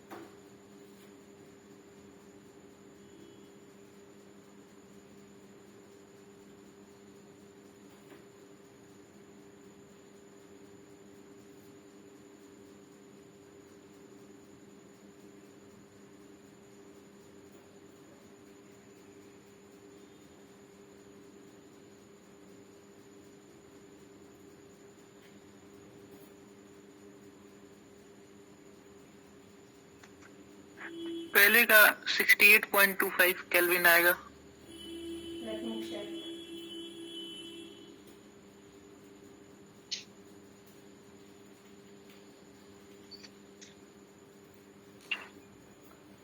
पहले का आपने बताया है, कितना बताया आपने? 68.25 केल्विन। केल्विन। अच्छा, क्या डिग्री सेल्सियस में? 68 आया मैम। हाँ, अब डिग्री सेल्सियस में बताइए। 68.25 आएगा। मैं बताती हूँ, मैंने डिग्री सेल्सियस में वैल्यू लिखी हुई है। तो ये तो नेगेटिव माइनस में हो जाएगा। हाँ जी, करिए, क्या दिक्कत है?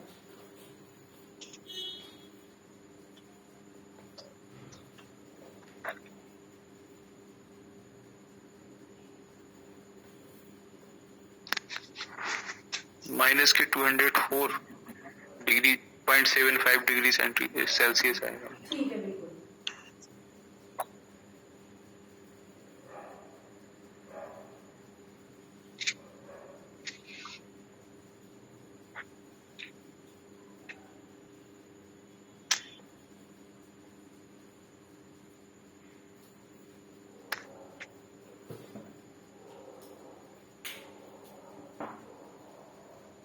जिनको कैलकुलेशन में थोड़ा टाइम लग रहा है वो अभी ज्यादा परेशान मत होइए, ठीक है? आप इन्हीं न्यूमेरिकल्स को आप 2-3 बार करिए, आपको प्रैक्टिस में आ जाएंगे, फॉर्मूले की प्रैक्टिस आ जाएगी।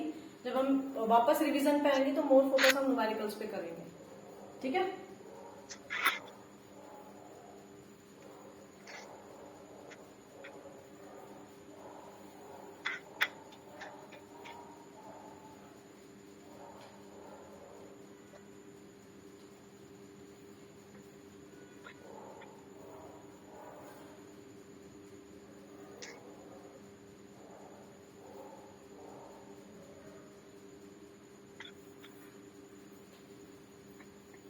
हीलियम के लिए 4 लेना है ना मैम मास? क्या बच्चे? हीलियम का तो 4 लेना पड़ेगा ना मास? हाँ जी, हीलियम का 4 लेना पड़ेगा।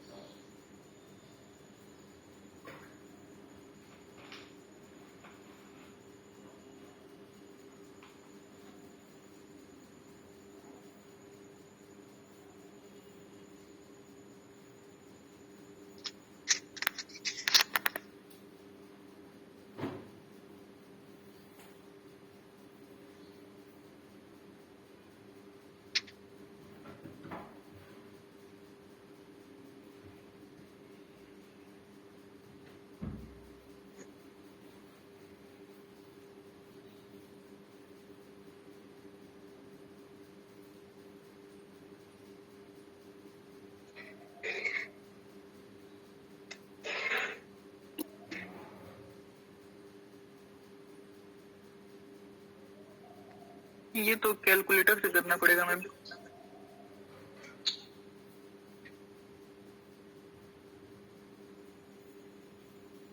कितना है? मैम फर्स्ट वाले का आंसर क्या है? बताओ हीलियम के लिए। -204.75 डिग्री सेल्सियस। अरे भैया, RMS स्पीड निकाल लिया, डिग्री सेल्सियस कहाँ से निकाल रहा है? मैम फर्स्ट अच्छा, इसका फाइंड द टेम्परेचर। इसका ही है। तो मैम जो सेकंड वाला है हाँ जी, इसका ये आ रहा है 460 मल्टीप्लाइड बाई √313 डिवाइडेड बाई 546। अच्छा। ये थोड़ा कॉम्प्लिकेटेड कैलकुलेशन आ गई इसमें। देख, बाकी एक बार सबको करने दो, इसमें थोड़ा सा लॉजिक है, मैंने रीजनिंग दिया है क्वेश्चन। फर्स्ट हो गया भाई सबका, सेकंड करिए, और जिसका आता है, आपकी जो भी वैल्यू आती है मुझे वैल्यू बताएंगे अपने नाम के साथ में, ठीक है? 313/273 आएगा, उसमें आपका 500 कुछ आया था क्या? हाँ जी 556 आ रहा है। नहीं तो उसमें शायद वो मतलब अरे कोई उसमें बात नहीं, ऑक्सीजन का मॉलिक्यूलर मास है वो कोई बात 32 रखा है। हाँ कोई बात नहीं, अब लड़ो मत, मैं बता दूंगी, टेंशन मत लो। अब नहीं मुझे नहीं मैम, बोलो- लड़ नहीं रहे हैं, वो तो ऐसे ही जो उन्होंने पूछा उसका जवाब नहीं नहीं लड़ नहीं रहे हैं मैम, बिल्कुल। अच्छी बात है, लड़ना आई डी नहीं चाहिए। रिस्पेक्ट।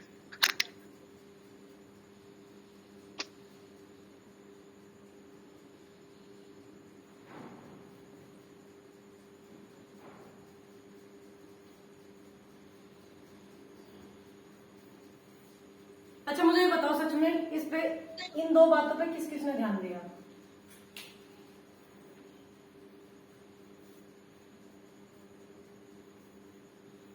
सेकंड क्वेश्चन करते टाइम एक स्पीड आपको 0 डिग्री सेल्सियस पे दी हुई है, पूछी आपसे 40 पे है, ये किस किसने नोट करी बात?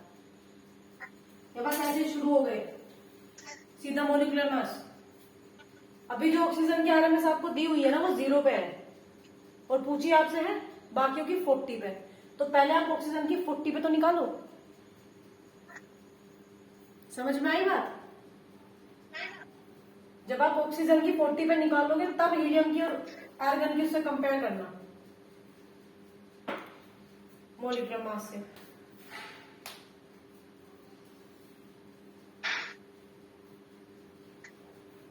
समझ आई कोई बात? अब हाँ ना तो बोलो। हाँ मैम। ठीक है, ऑक्सीजन की 0 पे हमें दी हुई है, पहले हम 40 पे निकालेंगे तब उसके हीलियम और आर्गन की निकालेंगे। करो इस काम को।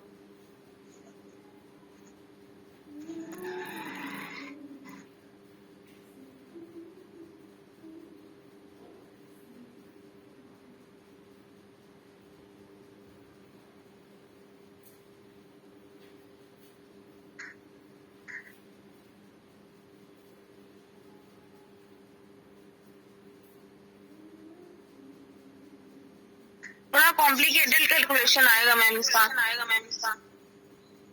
क्या हुआ इनमें? Ma'am VRMS at 40 degree Celsius for oxygen 416 to 310 by 273।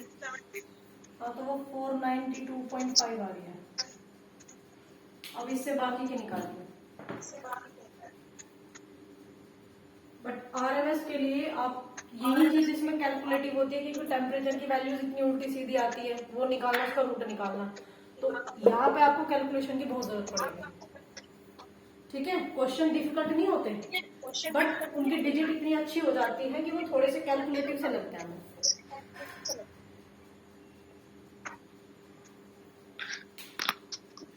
Ma'am ये जो 492.5 आया है, ये ये कैसे है? ऑक्सीजन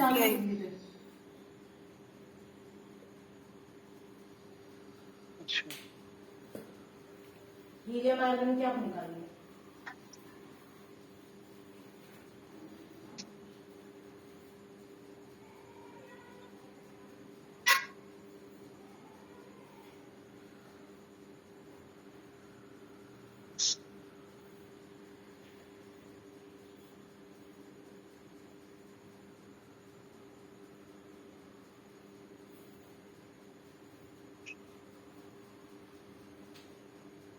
मैम ऑक्सीजन की 40 पे निकाल के क्या करेंगे, डायरेक्ट हीलियम की निकाल ले, टेम्परेचर 40 रख के अच्छा, और m की वैल्यू 4 रख के।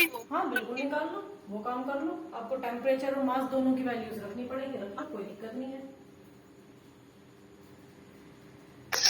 कुल मिला के इसको कैलकुलेटर से ही करना है। तब आपका फॉर्मूला बस ये बन जाएगा कि C1/C2 मतलब ऑक्सीजन अपॉन, अगर ये आप हीलियम के ऊपर रखो जब हीलियम की निकाल रहे हो, तो it will be square root of temperature of helium upon mass of helium into mass of oxygen upon temperature. Argon का 440.2।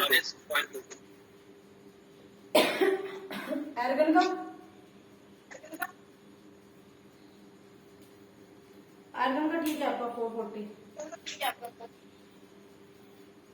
ठीक है, ऐसे भी कर सकते हैं भाई, ऐसे भी कोई दिक्कत नहीं है करने में।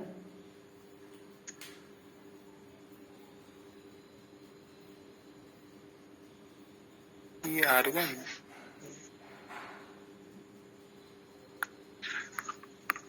ये बताइए कितनी आएगी? 1388.9. अच्छा, आप लोग घर पे बैठे हैं, इसका ये मतलब नहीं कैलकुलेटर यूज करेंगे। मतलब अगर इन केस कोई कर रहा है तो डोंट यूज इट, आप अपनी कैलकुलेशन हाथ से करिए। टाइम टेकिंग होगा बट प्रैक्टिस में आएगा।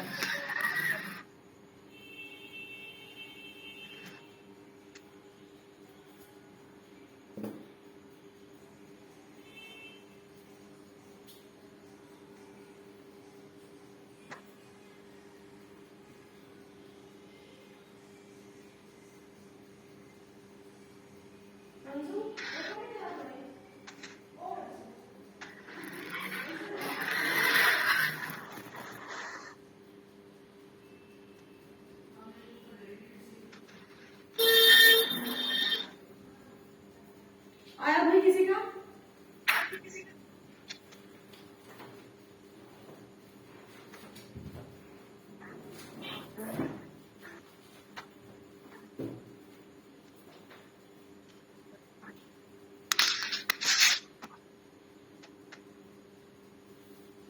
मैम हाँ जी।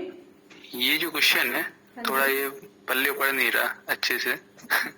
इसमें ये ऑक्सीजन का मॉलिक्यूल आपको एम हाँ। बोल सकते हैं, ठीक है। आपको डायरेक्ट ये भी बोल सकते हैं कि ऑक्सीजन की एट 40 डिग्री ये है, ठीक है। अगर आपने दूसरी चीज मेंशन नहीं करी है तो ये अंडरस्टूड है कि आप सेम टेम्परेचर पे बात कर रहे हैं।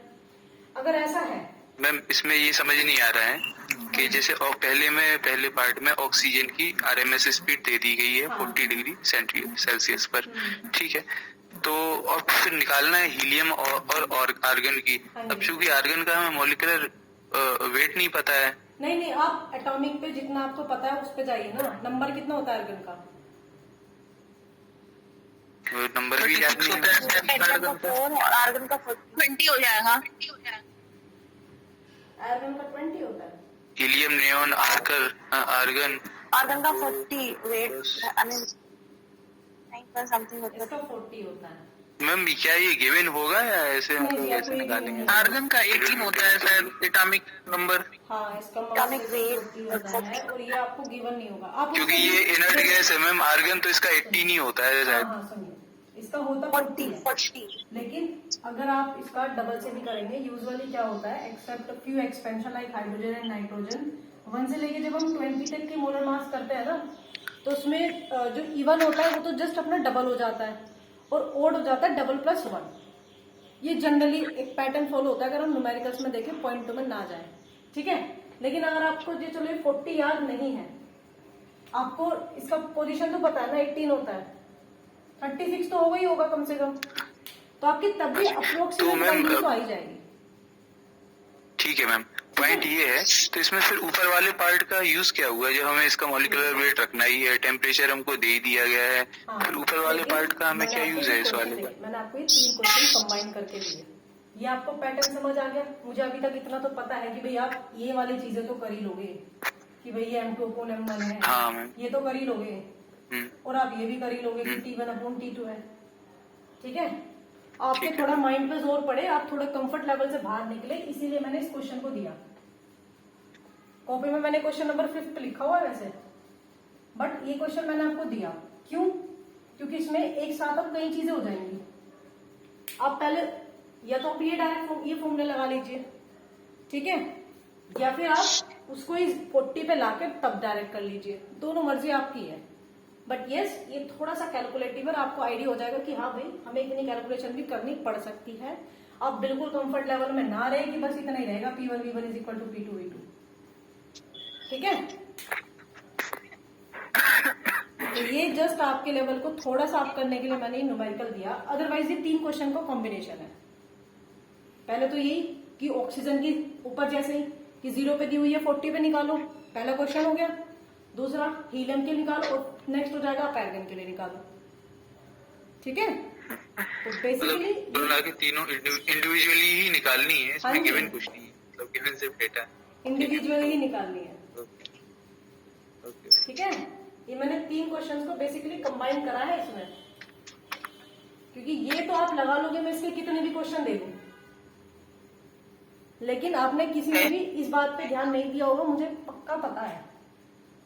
जब मैंने स्टार्टिंग में ये क्वेश्चन दिया, क्योंकि आपका पैटर्न वही चल रहा है कि भाई constant T, constant P, constant B, तो आपने इस चीज पे ध्यान नहीं दिया था। ठीक है, अब मैंने आपको बताया तो आप इस चीज पे भी ध्यान दोगे क्वेश्चन में। समझ आया पर्पस? मैम ध्यान तो दिया है इस पर, लेकिन इससे फर्क क्या पड़ रहा है? इससे कोई रिलेशनशिप तो बन नहीं रहा है। फर्क नहीं पड़ा पहले वाले जो में। हमें रखना था उसका। पहले वाले में सिर्फ आपने T1 T2 करा, इस बार मास भी रोल में आ गया। ये अगर मैं इसको 40 दे देती तो फिर यहाँ सिर्फ मास का रोल रह जाता, टेम्परेचर थोड़े रहता। ठीक है, ओके मैम। करिए। ये इसलिए है कि इसमें आर की वैल्यू ना रखनी पड़े, आर की वैल्यू तो आपको कैंसिल हो जाए। बच्चे, आप जब भी रेशो निकालोगे आर की वैल्यू तो आपको रखने की जरूरत है ही नहीं। CRT अपॉन एम रखेंगे तो आर की अगर वैल्यू आप नहीं रखनी रेशो पड़ेगी। निकालोगे तो आर की तो जरूरत वैसे भी नहीं पड़ेगी, कांस्टेंट है, कैंसिल हो जाएगा।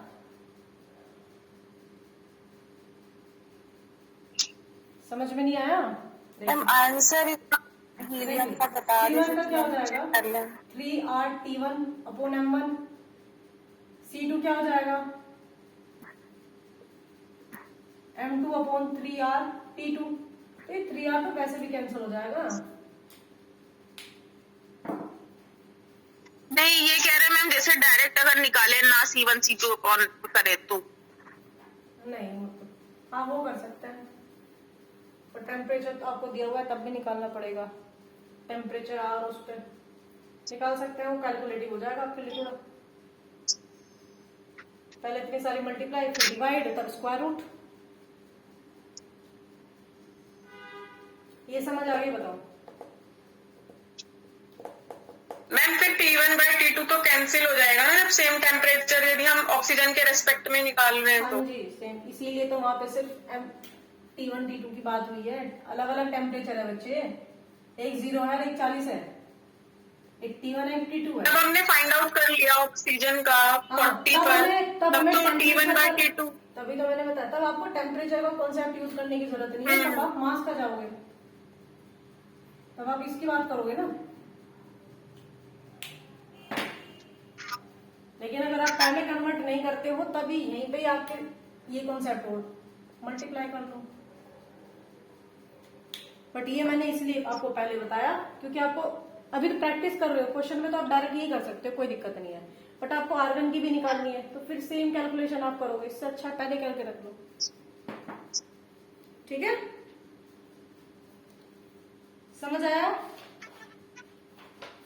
Yes ma'am. मैम इसका आंसर कितना आ रहा है? Helium RMS speed of helium कितनी आ रही है? ये तो आप बताइए ना, मैं तो सिर्फ वेरीफाई करूंगी कि भाई सही है। मैम मेरी तो 4 टाइम्स, अच्छा 2 टाइम्स होगी। 2 टाइम्स भी नहीं होगी। मैम ये 13.96 हीलियम के लिए आ रही है मैम। हाँ जी, it will be And ma'am, 1393, It- but 13 का अप्रोक्सीमेट। ठीक है, चलिए एंड मैम आर्गन की है 2492.707। इसके लिए इट इज 13.93, इट इसके लिए 440। 440 440।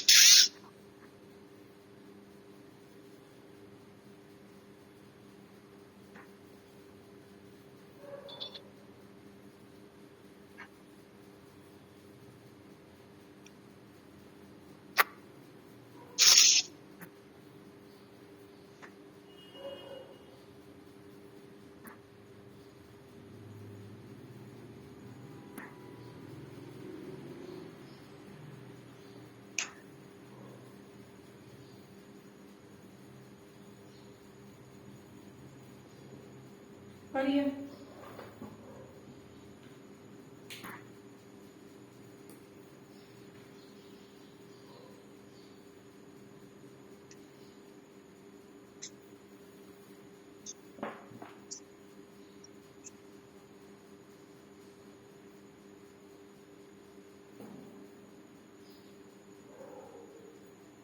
ये नहीं हुआ है, ट्राई करना। ये इसका सबसे, अगर उनको बिल्कुल ही ट्रिकी क्वेश्चन देना है तो वो ऐसा क्वेश्चन देंगे आपको।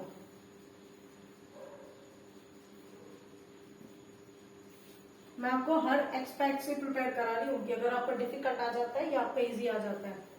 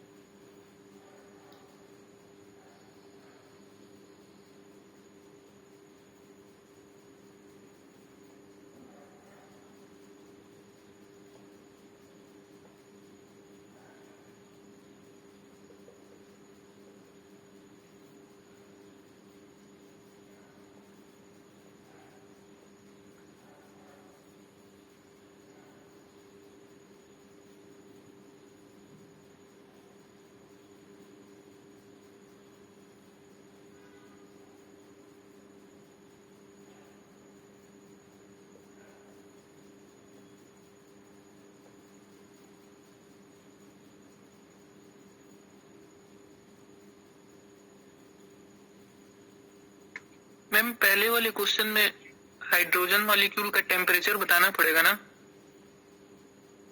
अच्छा सॉरी, हाइड्रोजन कितने पे है? सही सही, मैंने पूरा question eight 200 kelvin.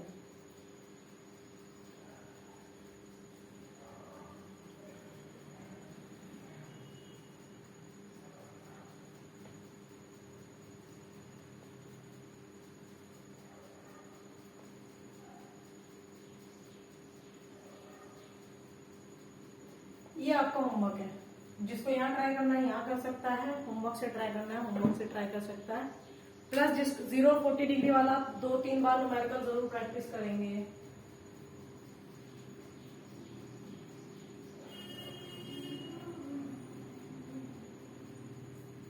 Ma'am ma'am ऊपर वाले का 700 केल्विन। 700 केल्विन आएगा। Very good. मैम एक बार होमवर्क का क्वेश्चन नोट कर लें। हाँ जी बिल्कुल कर लीजिए। The RMS speed of hydrogen at NTP is U metre per second if gas is heated at constant pressure till its volume is 3-fold. What will be its final temperature and RMS speed?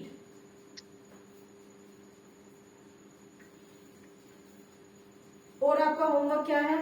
बीच में मैंने अभी दिया था आपका एक और homework,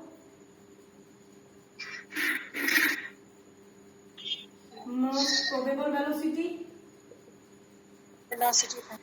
RMS velocity और mean या फिर एवरेज वेलोसिटी। ये अभी नहीं बताएंगे, मैं आपसे कल क्लास में पूछूंगी। अगर आपने मुझे नहीं बताया ना तो मैंने नोट्स में अभी तक लिखी भी नहीं है इसीलिए, और मैं आपको ऐसे दे दूंगी, फिर आप भरते रहना कि क्या होगी।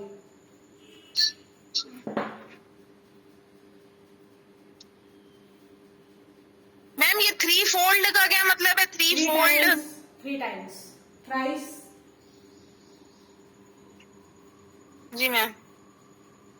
हिमानी आप थोड़ा सा ना अपनी पिच को कम करिए एकदम से बहुत तेज हो जाता है।